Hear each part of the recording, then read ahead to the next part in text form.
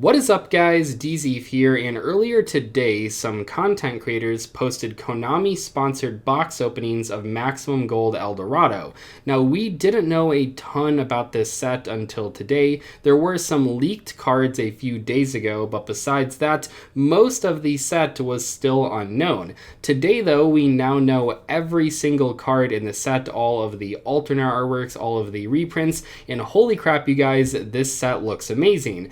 Now, this isn't a huge surprise because Maximum Gold last year was a fantastic set as well. There were so many great reprints. You had Nibiru and Ash Blossom and Elbit the Golden Lord and Appaloosa and Impermanence and so many other great ones as well. That set was incredible. Pretty much the only negative comment I saw about it was that people didn't like the gold rarity itself. And I think with Maximum Gold El Dorado, it's going to be a similar situation. The reprints in the set are incredible. I think just objectively, this is one of the best reprint sets we've had in a long time, but if you are not a fan of the gold rarity from last year, you're probably not going to be a fan of the gold rarity this time around either. Regardless, in today's video, I want to go over the entire set and talk about some of the bigger highlights, either in terms of the good reprints of expensive cards or in terms of the new alternate artwork cards that I like a lot. If you guys enjoyed today's video, make sure to give it a like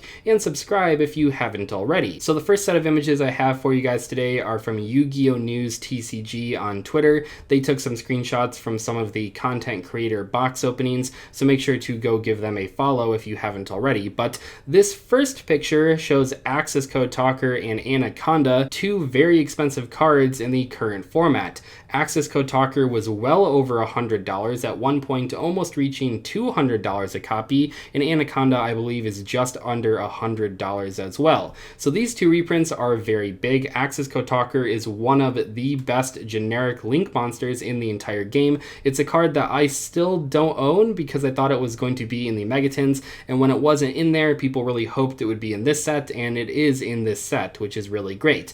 Anaconda is a great card as well. Obviously, you can use it to summon Dragoon, but also with Burst of Destiny now, you can use it to summon Destroyer, Phoenix, Enforcer, which is a very good card.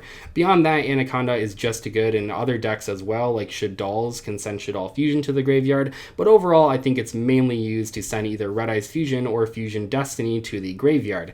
Regardless, these are two of the biggest reprints in the set, and I think it's going to make some strategies a lot more accessible to many budget players. People were pretty sure that this set would have Elbit Cards. It is called El Dorado after all, and last year we had the Golden Lord, but this time around we have a new artwork for Elbit the Golden Lord, as well as some big Elbit reprints such as Cursed Eldland, which was a very expensive super rare. And pretty much all of the good Elbit cards are reprinted in this set, as we'll look at in a few moments. Overall though, I think this was a cool choice for an alternate artwork. If they wanted to include Elbit the Golden Lord in yet another Maximum Gold set, it makes sense that they actually would give it a new artwork so that it didn't look exactly like last year's Golden Lord reprint. Perhaps my favorite alternate artwork though is this new form of Danger Bigfoot. This time around it is a Yeti. I think this is a really cool take on the card. It's not a new danger monster, but it is a cool new alternate artwork that kind of gives us a region specific Bigfoot that we didn't have in the past. We also have two different Firewall Dragon artworks in the set. We have the one that we got last year as a ghost rare,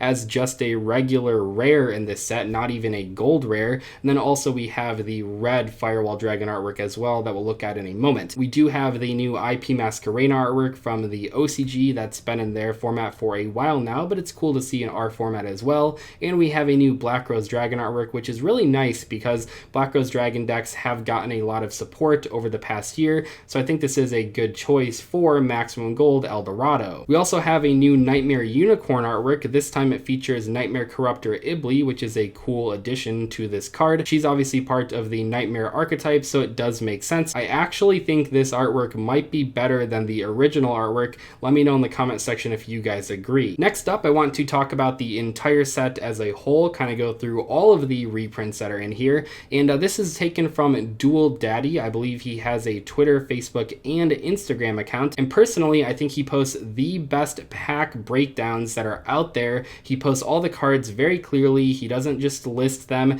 and he does put the rarities for them, so I think that you guys should definitely give him a follow if you haven't already. already. So here are all of the alternate artwork cards. We have IP Masquerena, Nightmare Unicorn, Rescue Cat, that one's adorable. The red Firewall Dragon, we have Red Eyes Black Dragon, I like the artwork a lot. We have Elbit, we have Danger Bigfoot, we have the familiar possessed light monster, that one was kind of random, Black Rose Dragon, and then finally Ghost Mourner, which is pretty cool. So those are all of the alternate artwork cards. I think they did a pretty good job this time around. We don't really have any awkward ones like the Phantasme or the Boral Sword Dragon from last year's Maximum Gold, so I think Konami did a good job with these. Let's move on to the overall reprints though in the set. Now there are a ton of great reprints in the set, probably too many to cover, but we do have some pretty big highlights. Scrap Chimera is great, the Weather Painter Snow is great, Mechaba is good, Chamber Dragon Maid is fantastic, Anaconda, Axis Code like I already mentioned. We have Extravagance again, that's pretty cool. That card will go down in price even more, which is great for budget players.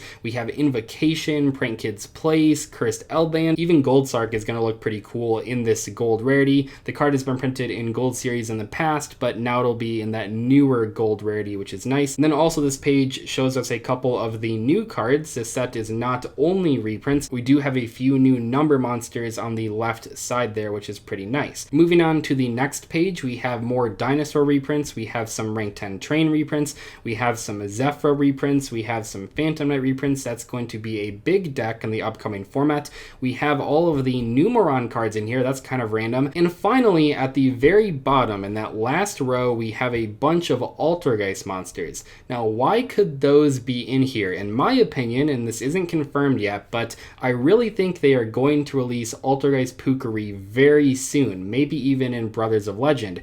We have been waiting for that card for a long time now. I think actually like 2 years. I think that card was revealed in 2019, believe it or not, and now we might finally be getting it. Personally, I can't really see any other reason to include these Altergeist reprints in Maximum Gold El Dorado unless Konami was planning on releasing Pukari in the near future. So I really hope we get that card finally, and honestly, I think Brothers of Legend would be a great spot for it. On this last page, we have just a bunch of random cards here pretty much. We have some Code Talker support, the entire Prank Kid archetype, I think. We also have the rest of the Elbit cards. Keep in mind that Conquistador was a gold rare in this set, so that's why it's not on this page. This page is all base rares. We also have some random like one-ofs, Deep Sea Diva, Eva, Kagamusha Knight. And then at the bottom here, we have some pretty good cards actually. Ancient Gear Fusion is nice to see, Silent Mining is good, Summon Limit is good, Broken Line, we talked about that a few weeks ago, that card's very good to see, Trap Trick is nice as well. So I think there's a good mix of archetype cards and generic support cards. Overall though, I think Maximum Gold El Dorado is a fantastic set with a ton of awesome reprints, and I think people are going to be very excited to buy this product. But I'll see you guys later. Thanks so much for watching. Goodbye.